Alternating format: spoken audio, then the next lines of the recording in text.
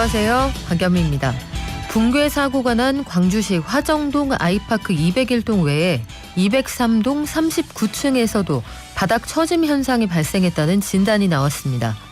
39층 바닥에 설치된 일부 덱 플레이트, 그러니까 특수 거푸집에서 처짐 현상이 생겼다는 건데 사후 조치를 한다고는 하지만 불안감이 큽니다. 사고가 난 화정 아이파크는 8동 중 2동이 오피스텔, 나머지 6개 동은 아파트입니다. 무너진 201동 말고 다른 동에서 붕괴 위험 신호가 포착된 건 처음이지만 분양받고 입주 기다린 분들 마음이 어떨까 짐작이 됩니다. 이제 핑계댈 수 없는 진짜 새해가 다가옵니다. 새해에는 더 이상 이런 사고 얘기 듣지 않을 수 있도록 당부드립니다. 그런데 안 무너지는 집 지어달라 부탁하는 거 이거 정상인가요? 1월 28일 금요일, 여러분은 지금 삶을 발전시킬 경제발전소를 듣고 계십니다.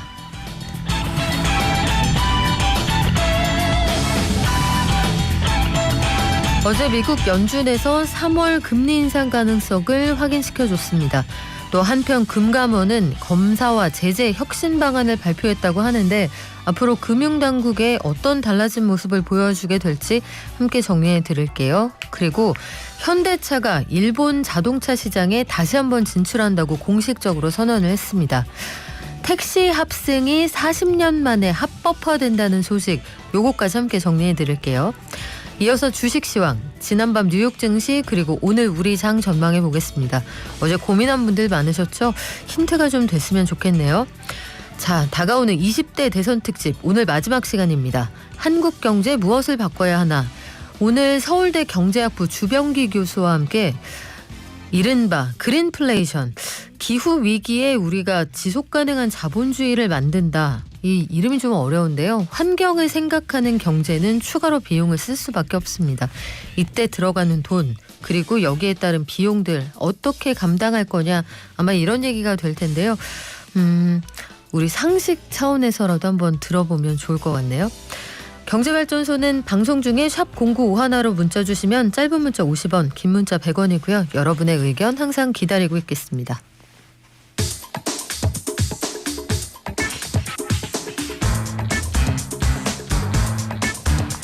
매일 아침 쏟아지는 경제뉴스, 10분만 투자하면 충분히 따라잡을 수 있습니다. 10분 경제, 한국경제신문 임현우 기자가 정리합니다. 안녕하세요. 네, 안녕하세요. 네, 어제 아시아 주요 증시 일제히 하락했습니다. 외환 채권 시장도 긴장감이 넘쳤는데 글로벌 투자 시장 반응은 어떤가요? 네, 한국은행 뉴욕 사무소가 1월 연방공개시장위원회 FOMC 회의 결과에 대한 시장 참가자들 반응을 종합했는데요. 이 주요 투자 은행들은 이 FOMC의 정책 결정 내용은 대체로 예상에 부합했지만 제롬 파월 페드 의장의 기자회견 내용이 다소 매파적이었다고 평가했습니다. 어제 회의 후 발표된 성명서는 예상에서 크게 벗어나질 않았습니다. 자산 매입을 축소하는 테이퍼링을 예정대로 3월에 종료하고 동시에 3월에 기준금리를 올릴 뜻을 내비쳤습니다. 양적 긴축으로 불리는 대차 대조표 축소는 금리 인상 이후에 시작할 것이라는 점도 예상 가능한 내용이었습니다. 하지만 뒤이어 열린 기자회견에서 파월 의장의 발언 수위가 셌습니다. 높은 인플레이션이 오래 유지될 위험이 있고 노동시장을 위협하지 않고도 금리를 올릴 수 있다고 했습니다. 이 기자회견에서는 향후 회의 때마다 금리를 올릴 수 있느냐, 또 금리를 0.5%포인트씩 인상할 수 있느냐, 이런 질문들도 나왔는데 이 가능성을 열어두는 답변을 했습니다. 시티그룹은 파월 의장이 이번 금리 인상기가 과거와 다르다는 점을 반복적으로 강조한 점과 또 시장 예상보다 공격적인 인상 가능성을 부인하지 않은 점 등등이 매우 매파적이었다, 이런 평가를 내렸습니다. 네, 그리고 금리 인상의 횟수가 훨씬 더 늘어날 수 있다, 이런 전망이 속속 나오는 모양이죠? 네, 맞습니다. 이 뱅크 오브 아메리카는 올해 중에 금리 인상이 4회 이상일 가능성이 높아졌고 향후 시장은 올해 중 6, 7회 인상까지 반영할 것으로 예상한다고 분석을 했습니다. 이 연말까지 FOMC 회의가 총 7번 남았는데요. 매번 다 올릴 가능성까지 있다는 겁니다. 또 대차 대조표 축소의 원칙을 발표했는데 이 양적 긴축 개시가 임박했음을 시사하는 것으로 다소 놀라웠고 이 5월 FOMC에서 발표할 가능성이 더 높아졌다고 평가했습니다. 골드만삭스도 3월 회의 이후에 언제든지 대차 대조표 축소가 시작될 수 있다고 봤습니다. JP모건은 연준이 시장의 3월 금리 인상 예상을 강하게 확인시켜줬고 파월의 기자회견은 지금까지 발언 중에 가장 매파적이었다고 평가했고요. 도이치뱅크 분석도 비슷했습니다. 이 전문가 사이에서는 페드의 통화 정책 불확실성 해소가 긍정적이라는 진단도 있지만요. 이 증시에 워낙 악재가 많은 만큼 당분간 변동성이 높은 상태를 유지할 것으로 전망하고 있습니다. 네, 우리 시중 은행들이 아마 가장 두려워하는 기관이라고 하면 금융감독원일 겁니다. 그런데 금감원이 작년에 새 원장 취임 이후에 나중에 처벌하는 것보다 앞서서 여러 가지 사고를 예방하는 데 중점을 둔다고 했는데 이걸 종합해서 입장을 내놓은 모양이죠. 네, 금감원이 현행 종합검사와 부문검사 제도를 폐지하고 정기검사와 수시검사로 검사체계를 개편합니다. 금감원이 어제 금융사들과 간담회를 열어서 검사 제재 혁신 방안을 설명을 했는데요. 3월 초에 개편안을 확정하고 올해 검사 계획을 발표할 것으로 보입니다. 정기검사는 시중은행은 2년, 대형보험사는 3년 이런 식으로 일정한 주기를 정해서 실시하고 경영실태평가와 핵심 취약 부문을 반영해서 검사 범위를 차별적으로 설정하게 됩니다. 수시검사는 지금처럼 금융사고나 소비자 보호 이런 특정 사안에 대해서 유연하게 이루어질 것으로 보입니다. 이 금융사 다니는 분들은 금감원 종합검사를 무섭다, 겁난다 이런 식으로 이제 많이 얘기를 하시는데요. 2015년에 진웅섭 전 원장 때 금융사들 자율성을 확대해주겠다면서 단계적으로 폐지를 했는데 이 4년 전에 소비자 보호를 강조했던 윤석헌 원장이 취임하면서 부활했었습니다. 다만 금융사들이 이 종합검사가 지나치게 먼지 털기식 조사다 이런 불만을 제기해 오기도 했었는데요. 이 원장 교체와 함께 이 발표된 이 종합검사 폐지가 그래서 업계에서 많은 관심을 받고 있습니다. 그런데 이런 반론도 가능해 보입니다. 일단 금융권에서 여러 가지 사고가 발생한다. 이런 것들에 대해서 감시 기능을 더 강화해야 될 때가 아니냐. 이거 좀 역행한다 이런 주장도 있지 않아요? 예, 맞습니다. 그래서인지 어제 이찬우 금감원 수석 부원장이 간담회가 끝난 다음에 기자들에게 이번 개편이 감독과 감사를 좀 더 강화한다는 취지라고 강조를 했습니다. 정기 검사와 수시 검사가 복합적으로 작용하면서 오히려 지금보다 강화되는 거다 이렇게 말을 했는데요. 이 종합검사가 금융사 업무 전체를 일시에 점검하는 뜻은 있지만 예방적인 효과를 거두기는 어려웠다고 설명도 했습니다. 올해부터 금융권역이나 회사별 특성에 따라서 검사의 주기나 범위를 차별화하는 체계로 개편한다는 계획인데요. 종합검사 대상에 지정됐다는 사실만으로 좀 문제 있는 금융사처럼 인식되는 경향도 있었는데 이런 게 해소될 것이라는 게 금감원 설명이고요. 이 사전 예방적인 감독을 강화한다는 취지에서 금감원이 금융사에 자체 감사를 요구하는 제도를 올해 시범 실시할 방침입니다. 또 종합검사 과정이 고압적이라는 지적도 좀 있었는데요. 이 소통을 업계와 더 확대하고 소명 기회도 많이 주기로 했습니다. 글쎄요. 자체 감사가 사실 기존의 종합검사에서도 자체 감사 형식을 취하는 것들이 꽤 많았는데 어떤 결과가 나올지 요건 좀 지켜봐야겠네요. 자, 자동차 시장으로 가보겠습니다. 현대차가 일본 승용차 시장에 13년 만에 다시 들어간다고요? 네, 현대차의 일본 법인인 현대 모빌리티 저팬이 다음 달 8일에 도쿄에서 발표회를 여는데요. 승용차 시장 재진출을 발표할 것으로 예정되어 있습니다. 현대차는 2001년에 일본에 진출했지만 별 실적을 내지 못해서 2009년에 대부분 정리했고 버스 등등 일부만 판매하면서 사업의 맥을 이어왔는데요. 13년 만에 재도전을 공식화한 겁니다. 이 기자회견에서 장재훈 사장이 일본 진출 전략에 관해서 설명할 것으로 예상되고요. 이 현대차는 전기차를 중심으로 일본 시장을 공략할 것으로 보입니다. 수소 전기차 아이오닉 5 등의 일본어 홍보물도 이미 제작해서 공개한 상태인데요. 이 일본은 여러 업종에서 해외 기업들이 뚫기가 만만치 않은 시장으로 불리는데 성과가 어떨지 좀 주목됩니다. 네, 이번에는 택시 합승이 40년 만에 그 법제도 안으로 들어온다 이런 얘기 있는데 아마 들으시는 분들 중에 합승 이거 기억하시는 분들도 계시죠?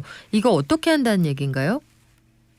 네, 일단 82년부터 금지됐던 제도인데 지난해 개정된 택시 발전법에 따라서 오늘부터 택시 동승이 합법적으로 가능해졌습니다. 이 모든 택시에서 가능한 건 아니고요. 운송 플랫폼을 통해서 승객이 자발적으로 신청한 합승만 허용됩니다.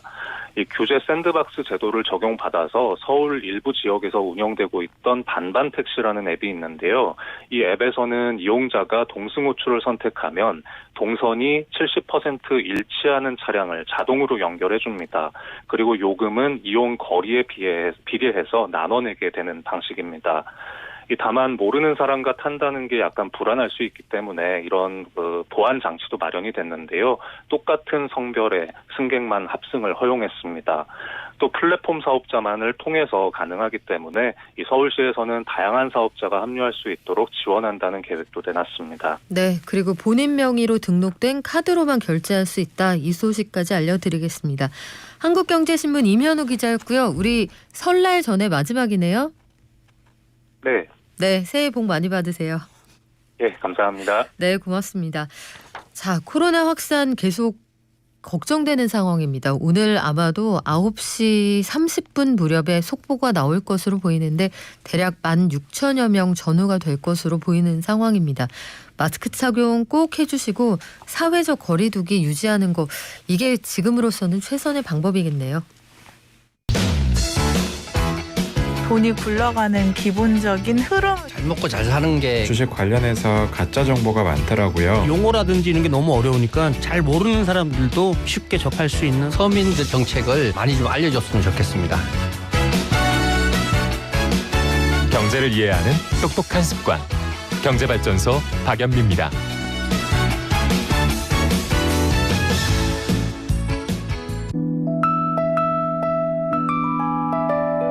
개미 한 마리, 개미 두 마리, 개미 세 마리가 사과를 들고 하나. 네, 간밤 뉴욕 증시 그리고 오늘 우리 장 전망해보죠. 미래에셋증권 디지털 리서치 팀의 박광남 팀장 연결돼 있습니다. 안녕하세요. 네, 안녕하십니까. 네, 간밤 뉴욕 증시 어땠습니까? 일단 미국 증시는 FOMC 이벤트를 소화한 가운데 사실 4분기 GDP 성장률이 좋게 나오면서 상승 출발을 했었습니다. 더불어서 넷플릭스 효과에 따른 대형 기술주가 장초반 강세를 보이면서 긍정적인 영향이 지속되기도 했었는데요. 우크라이나 정부군의 포격에 따른 지정학적 리스크가 불거진 데 이어서 테슬라와 인텔 등이 갑작스레 급락을 하면서 전기차와 반도체 업종이 하락폭을 확대하며 상승하던 나스닥을 하락 전환하게 만들었습니다. 더불어서 만기일 여파에 천연가스가 한때 70% 급등한 점도 변동성 확대 요인으로서 증시의 하락을 좀 만들었다라고 볼 수 있을 것 같습니다.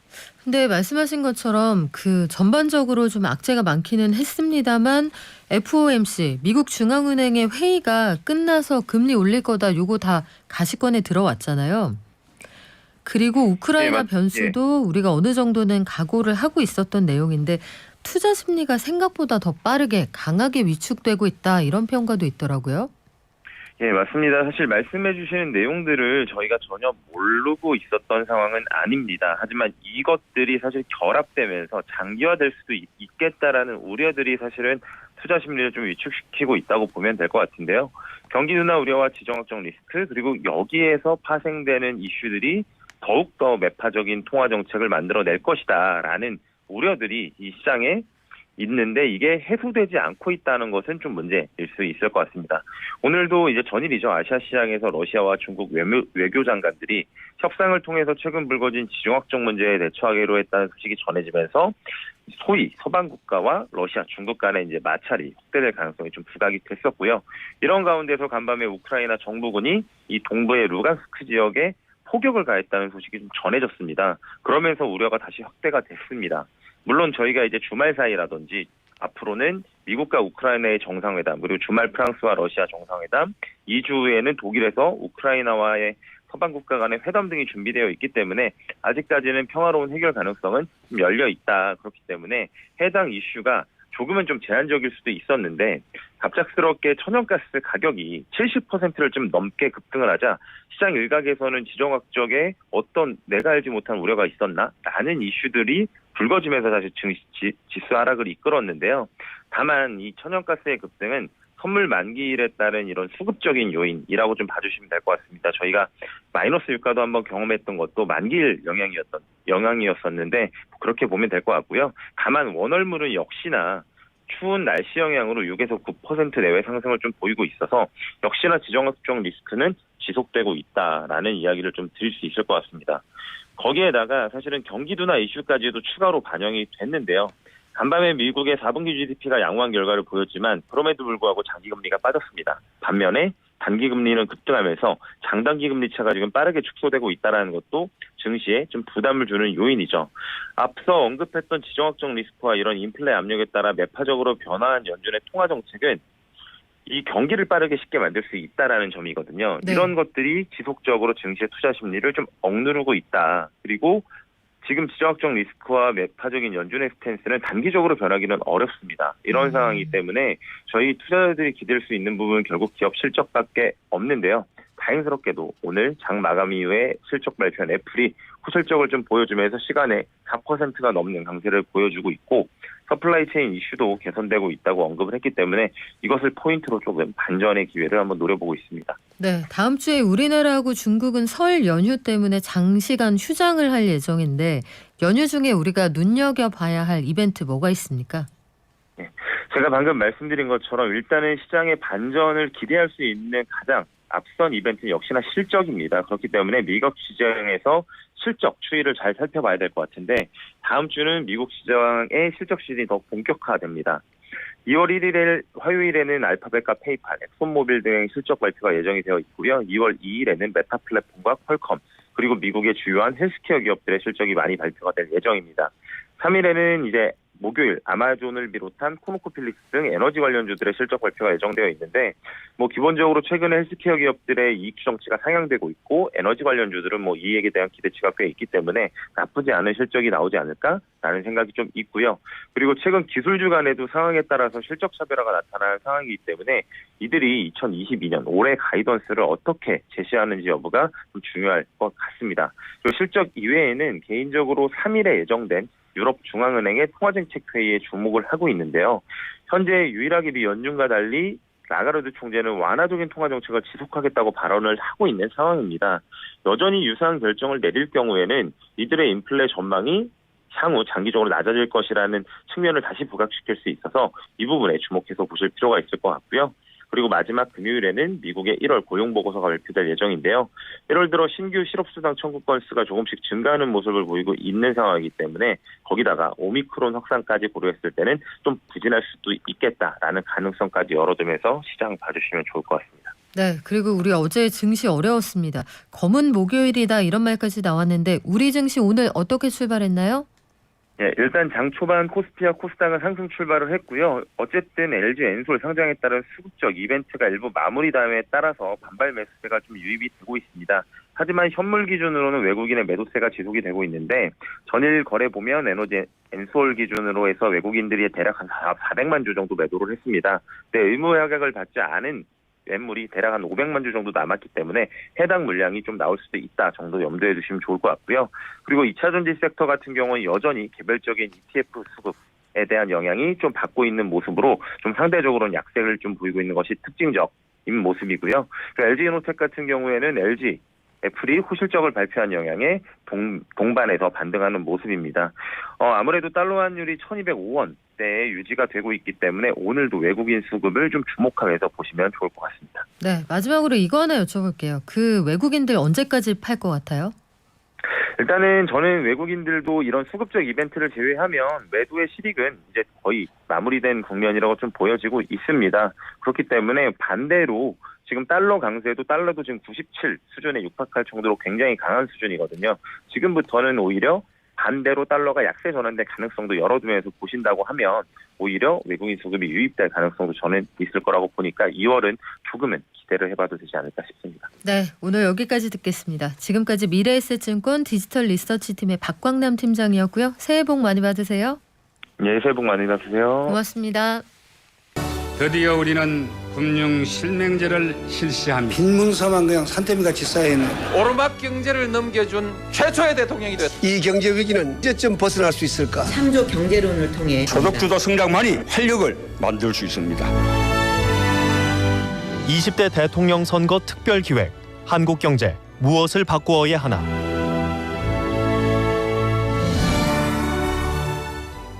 네, 오늘 20대 대선 특집 마지막 시간입니다. 경제발전소와 경제발전학회, 응용경제학회가 함께 준비했던 시간인데 9번째 시간이거든요. 이 긴 여정 마무리할 주제로 저희가 기후와 자본을 꼽았습니다. 환경 문제가 사실 코로나19 이후에 우리 생활 속 깊숙이 들어와 있거든요. 예컨대 베니스에 백조가 돌아왔다거나 아니면 물이 깨끗해졌다. 사람이 안 오니까 환경이 살아나더라. 이런 이야기도 있었고 결국은 다 돈인데 예컨대 중국이 환경을 생각하기 시작하니 전 세계 소비자 물가가 오르더라. 지속 가능한 자본주의 체제를 유지하면서도 물가에 대한 부담은 좀 줄일 수 있는 그런 묘안은 없을까요? 둘 다 하긴 어렵겠죠. 그래서 모셨습니다.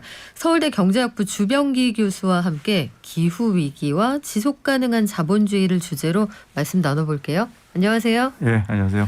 네, 교수님. 요즘 제일 많이 쓰는 말 중에 하나가 그린플레이션이에요. 그러니까 물가가 워낙 높다 보니까 뭐가 물가를 올리는지 하나하나 찾아 나서다 보니 정책 측면에서는 환경 보호하자는 게 결국 이게 다 돈이더라 그런 얘기잖아요. 탄소 중립으로 가기 위해서 이게 지불해야 되는 통행료다 이렇게 이해를 하고 가야 되는 건가요? 예, 어느 정도 우리가 일으키는 여러 가지 비용들이 있는데 그동안 이제 비용으로 우리가 지불하지 않았던 여러 가지 환경 비용들을 지불하게 하는 것이니까 그렇게 볼 수 있죠. 그동안 냈어야 되는 통행료를 우리가 후불로 내는 겁니까? 후보는 아닌 것 같고요. 앞으로 네. 뭐 그렇게 볼 수도 있겠네요. 근데. 그동안은 무료 입장이었고 이제는 그렇죠. 네. 티켓 끊어야 들어갈 수 있는 그런 놀이공원이 되어 있는 거군요. 그렇습니다. 네. 그래요. 그러면 책에서도 강조를 해주셨는데 우리가 기후 변화라는 말을 쓴 게 사실 얼마 안 됐거든요. 얼마 전까지는 다들 이렇게 썼었어요. 그래서 방송사가 주최하는 무슨 환경 콘서트 이런 거 할 때도 기후 변화에 대응하자라고 했는데 어느새 변화가 위기라는 말로 교체가 됐습니다. 이게 그만큼 기후가 급격하게 달라지고 있다. 우리 정말 경각심 느껴야 된다. 이런 얘기인가요? 예, 그렇죠. 기후 변화에 대한 경각심이 일어났던 것은 그러니까 전 세계적으로 이 경각심이 일어났던 것은 90년대 초반이었다고 볼 수 있죠. 그리고 그때부터 이제 어떤 행동에 들어간 것은 이제 97년이었고요. 교토 의정서라는. 그런데 그때부터 시작해서 현재까지 그렇게 개선이 크게 되지 않았어요. 여러 가지 이유가 있습니다. 특히 미국이나 중국이 협조하지 않았기 때문에. 그렇기 때문에 문제의 해결이 상당히 지체되어 있고 해결해야 하는 타임 스케줄은 정해져 있고요. 네. 그러니까 너무 늦었으니까 지금 표현도 바뀐 거죠. 그 사이에 변화가 위기라는 말로 대체가 되었다. 환경이 그만큼 달라졌다는 뜻인데 고민이 돼요. 교수님. 그래서 코로나19 이후에도 보면 사람들이 안 돌아다니니까 지구가 좀 덜 아프다고 하더라라는 주장하고 우리 지금 쓰고 있는 이 모든 마스크, 이 플라스틱을 어떻게 해결해야 되는지 이것도 고민이 되는데 자, 교토의정서 잠깐 말씀을 해주셨습니다. 이게 UN 기후변화협약의 실행 방안으로 탄생한 건데 의정서라는 걸 채택을 했다는 거잖아요. 구체적으로 교토의정서에는 어떤 내용이 담겨 있습니까?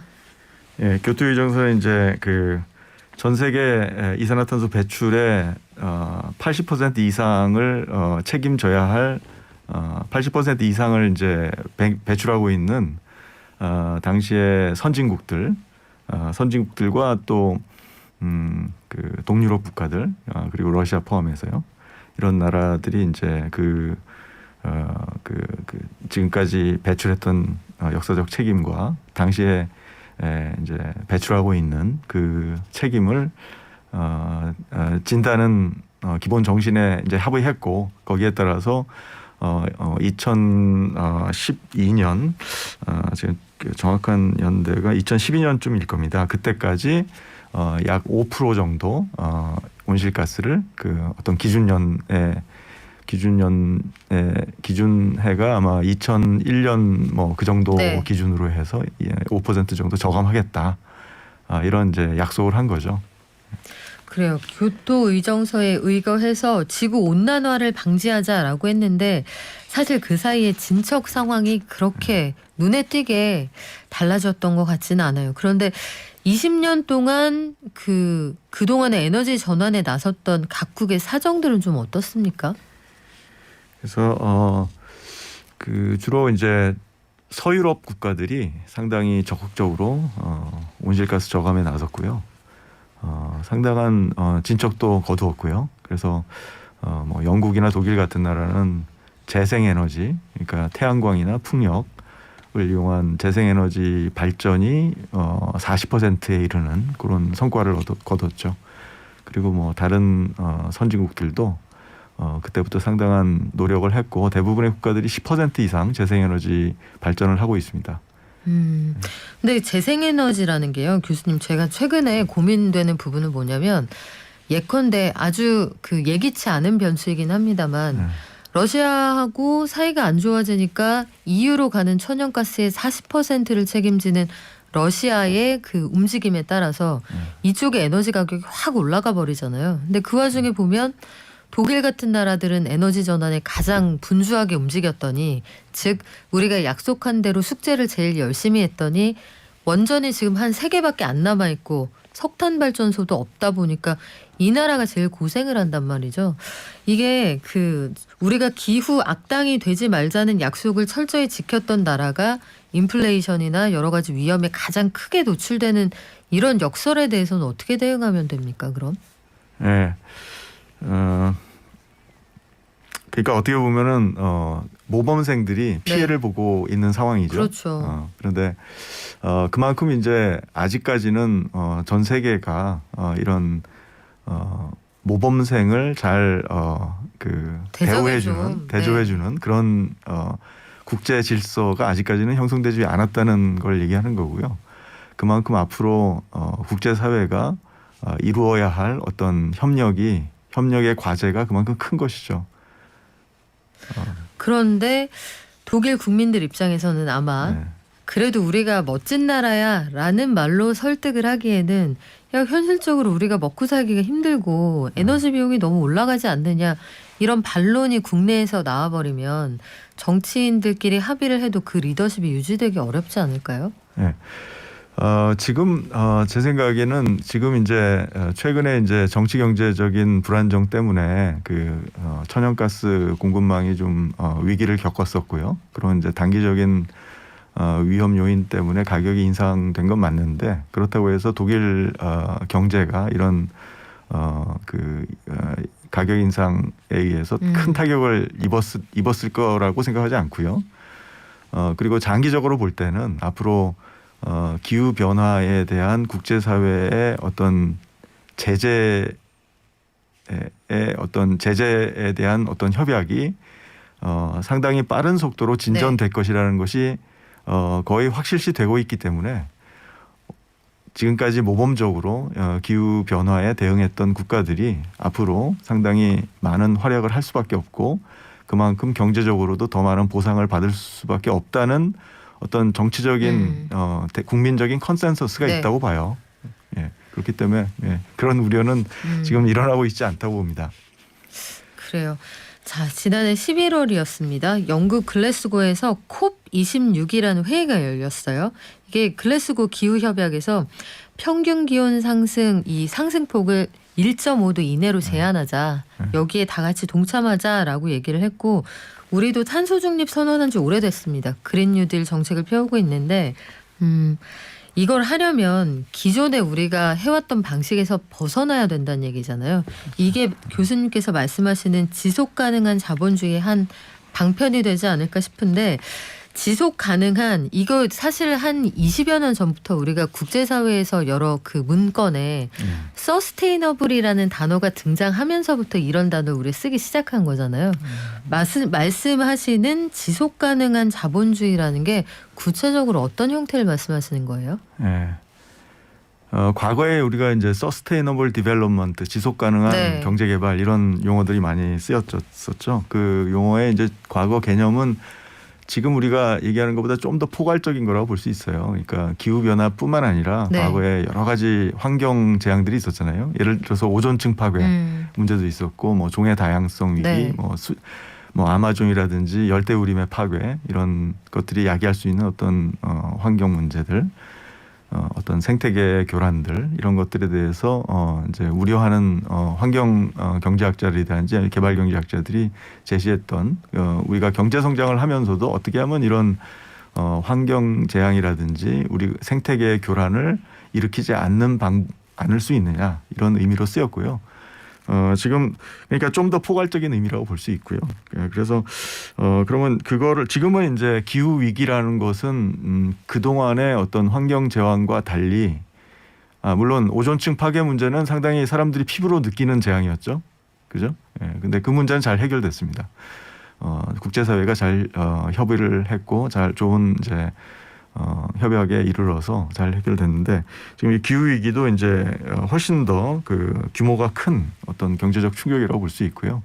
그것을 위해서 이제 국제사회가 협의를 해야 되고 그 협의를 통해서 결국은 우리 지구가 가지고 있는 어떤 공유 자원, 어떤 한 나라의 소유가 아니고 어떤 한 개인의 소유가 아닌 네. 모든 지구 사회가 공유하고 있는 그런 자원들에 대한 어떤 글로벌한 어떤 관리 체계라든지 그리고 민주적 거버넌스를 구축하는 것, 그것이 결국은 이제 그 지속 가능한 자본주의로 가는 길이고요. 국내적으로 작게 보면요, 이미 그 국가마다 어느 정도의 지속 가능성의 프레임이 만들어져 있습니다. 그것이 이제 국가 내에서 어떤 뭐 경제 활동을 할 때 환경에 대한 어떤 환경 영향 평가라든지 네. 아니면 건강이라든지 지역 주민들에 대한 어떤 어떤 그 오염 문제에 대한 대비책들 이런 것들을 관리를 하고 있잖아요. 모든 국가들이 네.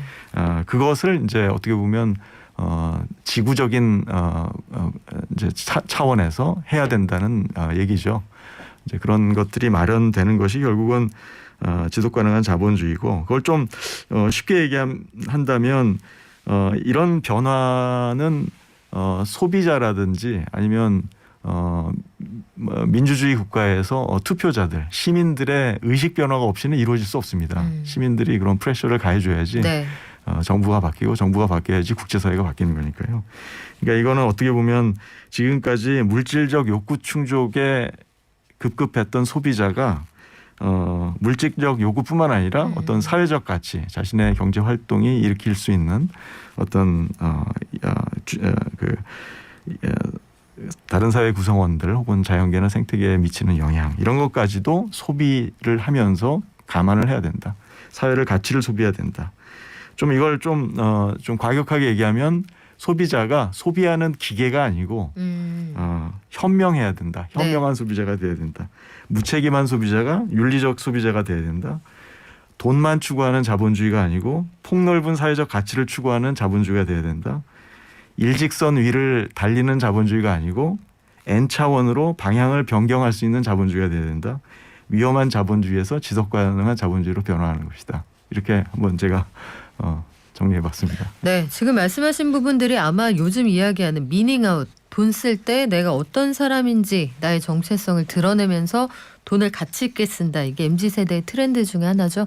그런 것들이 반영된 게 아닌가 싶은데 저희 잠시 전하는 말씀 듣고 와서 계속 이어가겠습니다. 지금 여러분께서는 20대 대선 특별기획 한국경제 무엇을 바꾸어야 하나를 듣고 계십니다.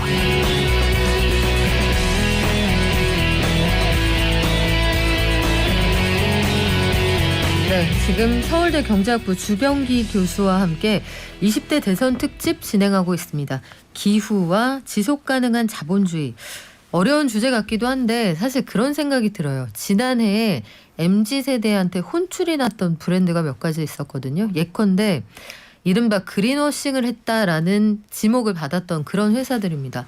저희는 친환경 용기에 화장품 담아서 팔아요 라고 했는데 화장품 용기를 열어서 봤더니 그 안에 플라스틱으로 한 번 더 감아놨더라. 종이 포장을 한 번 더 한 거였더라. 이런 회사를 또 기가 막히게 찾아내거든요. 즉 이제 현명한 소비자는 내가 계속해서 사용하게 될 이 환경에 대해서도 기꺼이 비용을 지불할 준비가 돼 있다. 이런 주장이 있는데 저는 교수님 이런 게 궁금하더라고요. 한 가지는 이 환경을 보호해야 한다는 너무 그냥 당위적인 명제에 대한 딜레마인데 한 가지는 이걸 주도하는 나라들이 대부분 선진국이에요. 우리 이제 더 이상 이런 식으로 환경 파괴하면서 싸게 쓸 생각 하지 맙시다 라고 하는데 중국이나 인도 같은 나라 입장은 또 다르단 말이에요. 예컨대 중국은 아니 그동안 우리나라에서 환경 생각 안 하고 싸게 만들어서 전 세계에 팔아서 너희들도 싸게 잘 썼잖아. 그래놓고 이제 와서 우리더러 환경 파괴의 주범이라고 그러면 추가로 입금을 해. 이게 중국의 입장이에요. 그러니까 싸게 환경을 무시하고 만든 제품의 편익은 같이 누렸으면서 왜 남탓만 하느냐. 이게 저개발국들의 주장이고 뭐 신흥국들의. 두 번째는 또 이런 고민이 하나 들더라고요. 앞서 독일 사례를 말씀을 드렸는데 독일 경제가 현재의 상황을 충분히 감당하고 있다라고 말씀을 하셨지만 독일 국민들이 실질적으로 느끼는 물가에 대한 부담이 있잖아요. 제가 슈퍼마켓의 소비자 가격을 2년 전하고 요즘 그 물가 요 택을 비교한 사진을 보니까 정말 체감하기에 많이 올랐거든요. 그러면 당장 이 피부로 와닿는 물가에 대한 고통을 감수하면서 에너지 전환을 합시다라는 명제가 우리나라 같은 요런 만약에 대선이 있거나 총선이 있을 때 국민들을 설득할 수가 있을까. 그래서 프랑스 같은 나라는 닫았던 원전을 지금 다시 열려고 한다는 거잖아요. 요 두 가지 문제에 대해서는 어떻게 답할 수 있을까요? 네. 그러니까 어떤 정치적인 의사결정을 할 때 이것을 단순히 어떤 정파적인 이해관계 속에서 이 문제를 풀어가기라는 것은 굉장히 쉽지 않습니다. 어떤 정당도 네. 독자적으로 이런 물가를 높일 수 있는 이런 그 적극적인 탄소 저감 정책을 추진하기가 쉽지가 않고요. 그러니까 이런 문제들은 어떤 하나의 정당이 정당의 이해관계 속에서 추진해야 할 문제 같지는 않고요. 우리 사회가 공동으로 같이 협의를 해서 문제를 해결해야만 하는 그런 과제인 것 같고요. 그러니까 어떻게 보면 지금 기후 변화와 관련해서 각 개별 국가들이 어떤 행동에 나서야 되고 어떤 저감을 앞으로 언제까지 이루어야 하는가는 어느 정도 국제사회에서 컨센서스가 그러니까 합의가 어느 정도 네. 있는 것이고요.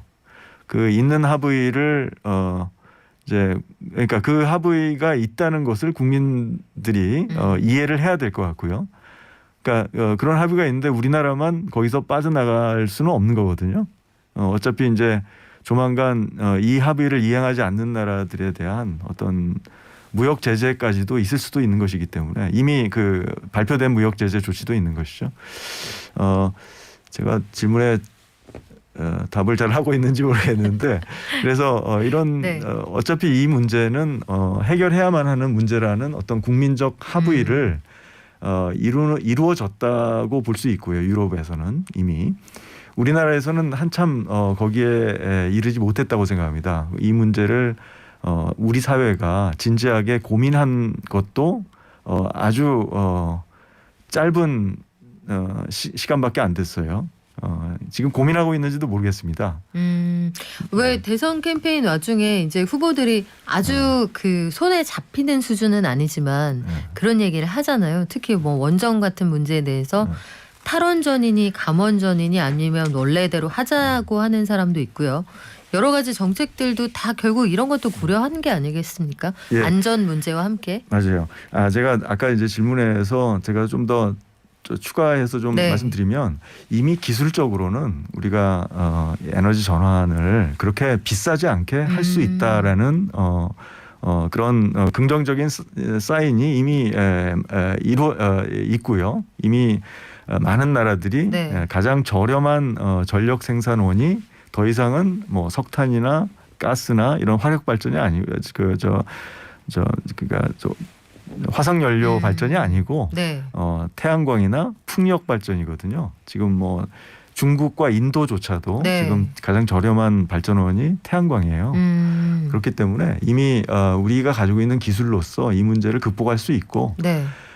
단기적으로는 분명히 전력 가격 상승 요인이 될 수 있어요. 그렇지만 장기적으로 볼 때는 우리가 이 재생에너지를 잘 관리할 수 있는 능력이 있다면 이 재생에너지가 좀 불안정하고 네. 간헐적이기 때문에 그런 그게 제일 문제들을 고민되는 부분인 것 그렇죠. 같아요. 네. 바람이나 물이나 태양은 우리가 조정할 수가 없잖아요. 그러니까 안정성을 보장할 수 없다는 거. 그렇죠.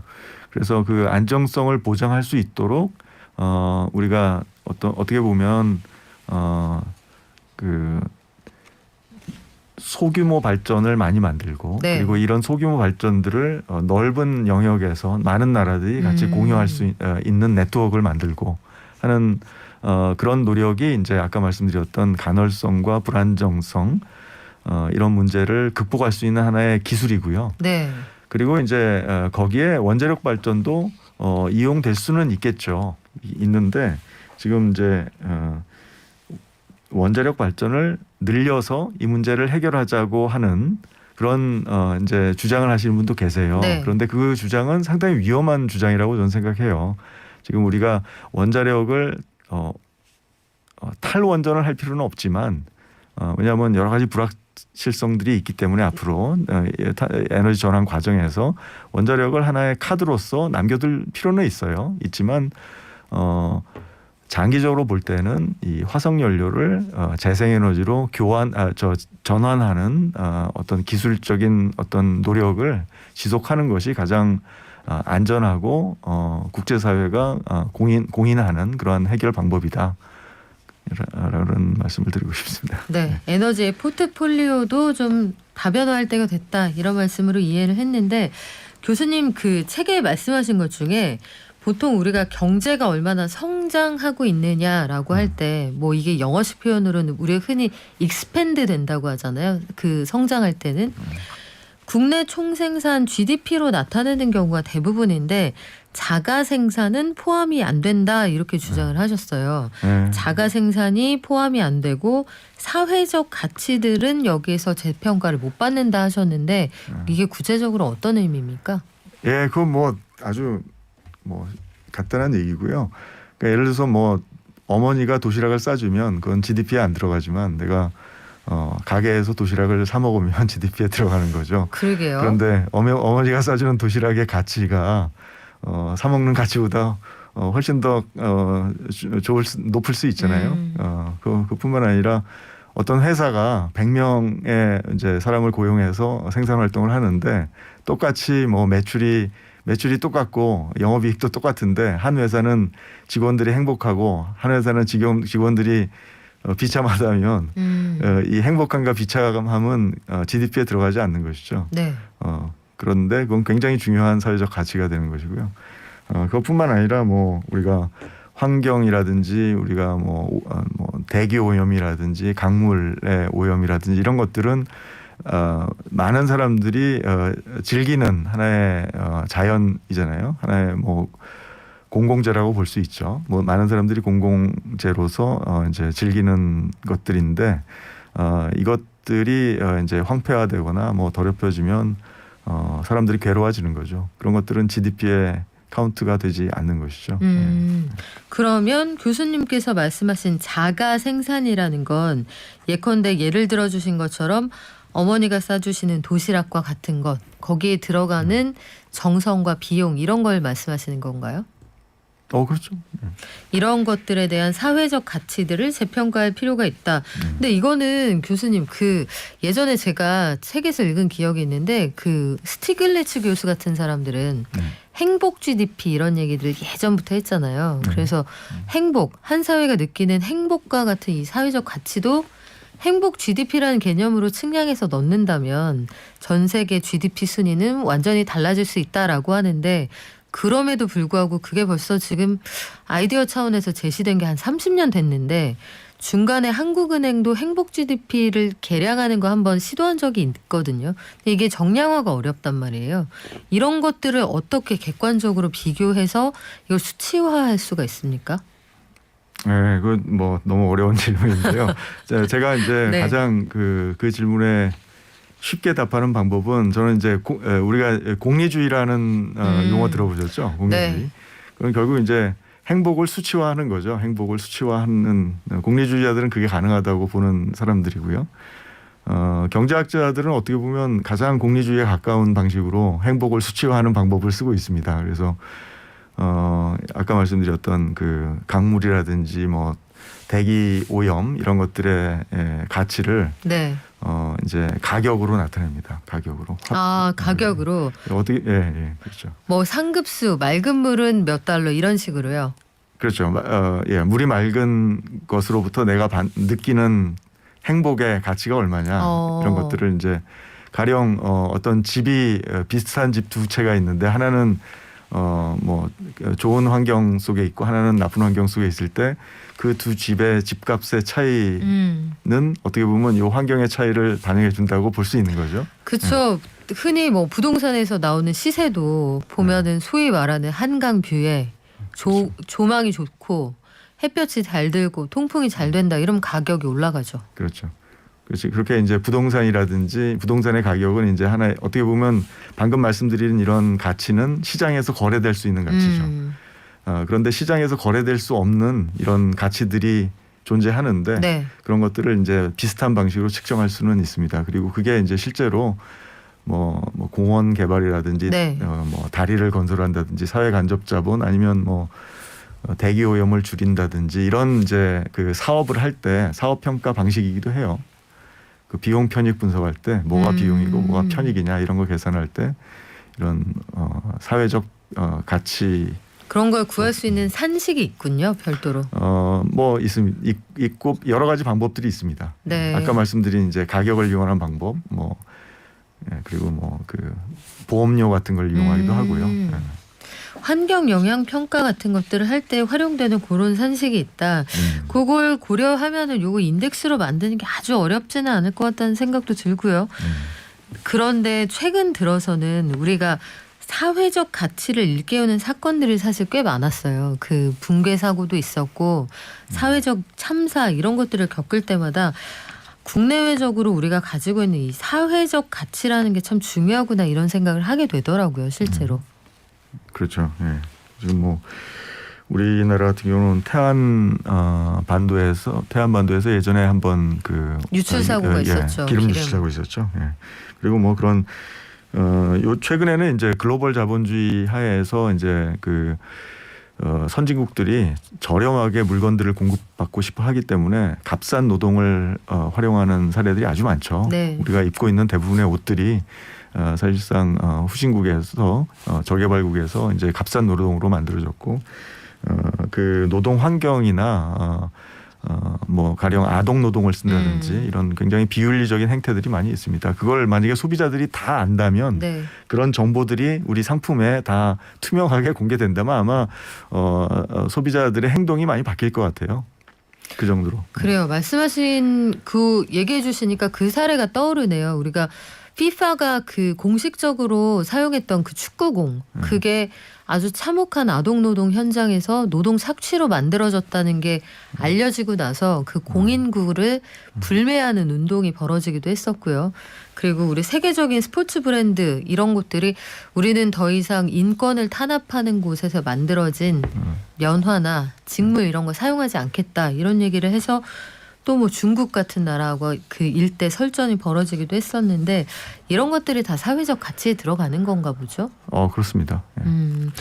그런데요, 교수님 지난해 우리 그 요 글자 매직 넘버라고도 했었고요. ESG 1, 2, 3 이런 것만 붙이면 회장님이 보지도 않고 보고서를 통과시켜 준다라고 할 만큼 ESG라는 말이 기업 경영에서도 중요하고 증시에서도 이 말 쓰면 좋은 회사인가 보다 이랬었거든요. ESG 경영이라는 게 트렌드이기는 한데 구체적으로 이거는 뭘 어떻게 하자는 겁니까? 예, 지금 뭐 저는 뭐 이 트렌드가 만들어진 것 자체는 상당히 긍정적으로 보고 있습니다. 지금은 이 트렌드를 이제 대표하는 것은 결국 기후 변화에 관련된 문제고요. 지금 앞으로 뭐 5년 안에 이 기후 변화에 적극적으로 기업이 얼마나 적극적으로 대처하느냐. 다시 말해서 기업이 뭐 원료나 부품을 조달하는 과정에서 그 탄소 배출에 대해서 얼마나 고려를 하면서 얼마나 탄소 배출을 줄이기 위해서 탄소 배출이 적은 부품을 쓰려고 하고 이런 노력을 하느냐가 기업의 어떤 그 수출선이라든지 네. 수출의 어떤 가능성이라든지 이런 데 영향을 줄 수 있고요.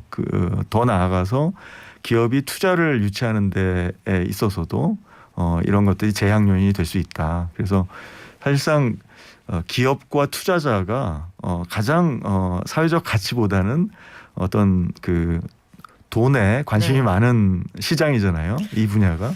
근데 사실은 네. 기업은 근본적으로 돈 벌려고 만든 집단이기는 하니까요. 네. 아마 그쪽도 그런 딜레마가 있지 않을까요? 그러니까 그쪽이 이런 움직임을 보인다는 것은 그만큼 이 아까 말씀드렸던 어떤 글로벌 거버넌스, 이 탄소 배출 저감에 대한 네. 어떤 규제 체제가 앞으로 가시화되고 있기 때문에 기업이 여기에 적극적으로 대응하지 못하면 수출을 한다든지 어떤 부품을 조달하든지 공급망을 관리한다든지 여기에 상당한 위험을 느끼는 것이죠. 그렇기 때문에 기업이 움직이는 것이죠.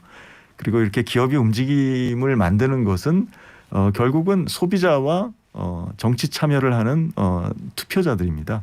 그리고 그런 뭐 유럽이라든지 선진국에서는 그런 이제 의식이 소비자의 의식, 투표자들의 어떤 미래지향적인 의식이 개선이 되어 있기 때문에 기업들이 이렇게 위기 의식을 느끼는 것이고요.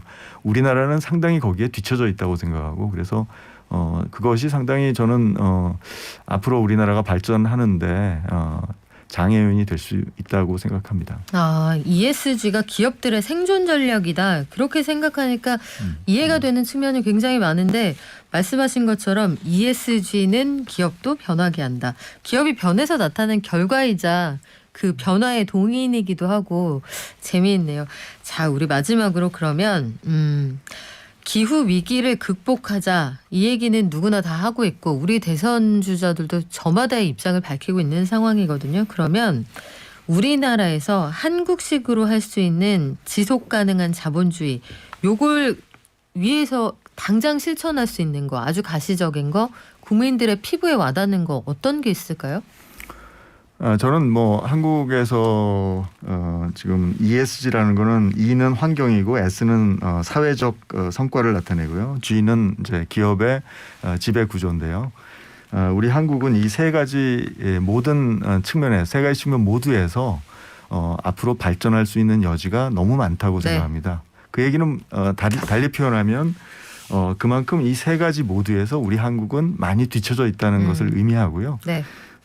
그래서 우리 한국 기업들이 이제 환경과 관련된 특히 기후 변화와 관련된 어떤 경각심 그리고 앞으로 그것을 이제 기업 경영에 합리적으로 반영하는 것 그리고 기업의 어떤 사회적 기여를 그리고 소비자라든지 노동자라든지 이런 이해관계자들을 들에 미치는 영향을 이제 충분히 고려하는 기업 경영이 필요하고 지배 구조도 투명하게 지금 굉장히 불투명한 지배 구조가 상당히 많은 부작용을 일으키는 것이 현실이고요. 네, 오늘 말씀 여기까지 듣겠습니다. 예. 지금까지 서울대 경제학부 주병기 교수였고요. 저희 다음 주에 설에도 계속되니까 내일 오실 거죠? 발전?